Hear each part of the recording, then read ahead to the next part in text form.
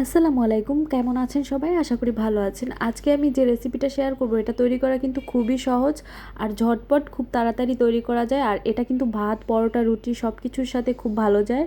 তো চলুন দেখা যাক।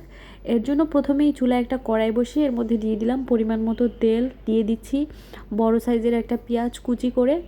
এরপর পেঁয়াজটাকে আমি হালকা ভেজে নিব। যখন পেঁয়াজটা একটু লাল হয়ে আসবে তখন এর মধ্যে আমি কিছু গোটা গরম মশলা দিয়ে নিব, একটা তেজপাতা, এলাচ, লবঙ্গ, দারচিনি। আসলে মশলাগুলো আপনার রান্নার পরিমাপ অনুযায়ী বাড়িয়ে কমিয়ে দিতে পারেন। এরপর দিয়ে দিলাম হলুদ গুঁড়া,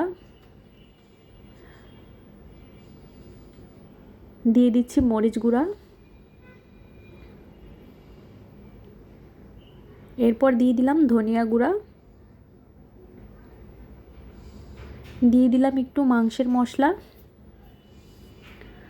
এরপর একটু চাট মশলা দিলাম আর দিয়ে দিচ্ছি গোলমরিচের গুঁড়া। এরপর একটু পানি দিয়ে মশলাটাকে কষিয়ে নিব। আর এই পর্যায়ে কিন্তু পানি না দিলে মশলাটা পুড়ে যাবে।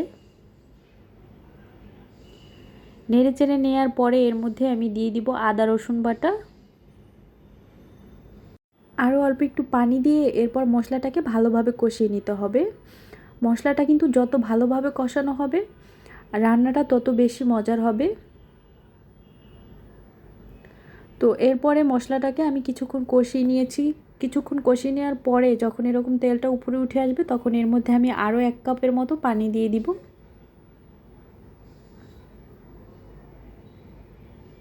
তো পানিটা দেওয়ার পর নেড়েচেড়ে এটাকে আরও কিছুক্ষণ জাল করব।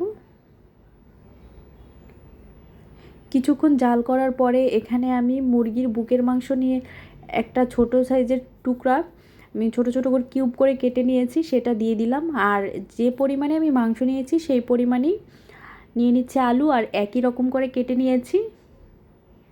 আপনারা বেশি কম করে দিতে পারেন আলুটা। তো দেওয়ার পরে এখন সব কিছুকে নেড়েচেড়ে একটু ভালোভাবে মিশিয়ে নিচ্ছি। মিশিয়ে নেওয়ার পরে এটাকে সময় নিয়ে রান্না করতে হবে। আর এই রান্নার মধ্যে কিন্তু আমি কোনো আর পানি দিব না। এটা কিছুক্ষণ জাল করার পরে অনেকটা পানি বের হয়েছে। আর বুকের মাংসটা সিদ্ধ হতে বেশি একটা সময় লাগে না। এরপর এটাকে নেড়ে চেড়ে একেবারে ভুনা ভুনা করে নিব। তো আমার রান্নাটা কিন্তু হয়ে গিয়েছে। তেলটা এরকম যখন উপরে উঠে আসবে আর আলুটা সিদ্ধ হয়ে গেলেই বুঝতে হবে এটা হয়ে গিয়েছে। তো দেখলেন তো তৈরি করা কতটা সহজ। এইটা কিন্তু সব কিছুর সাথে খেতে খুবই মজার। তো চাইলে খুব সহজেই এই রেসিপিটা ঘরে ট্রাই করে দেখতে পারেন।